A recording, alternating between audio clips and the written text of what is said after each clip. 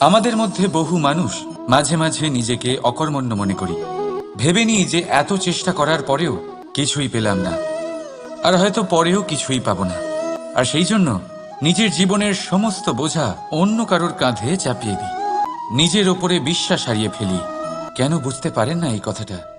যে যতক্ষণ না পায়ে কোনো কাঁটা ফুটবে, ব্যক্তি কি করে বুঝতে পারবে যে এরপর থেকে নিচে তাকিয়ে চলতে হবে?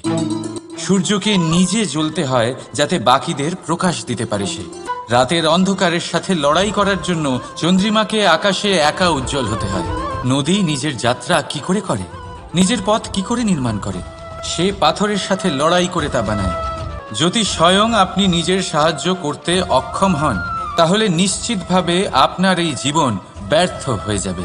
তাই মনে রাখবেন, এই সংসারে নিজের জীবনের ভার নিজের কাঁধেই বহন করতে হয়, অন্যের কাঁধের ওপর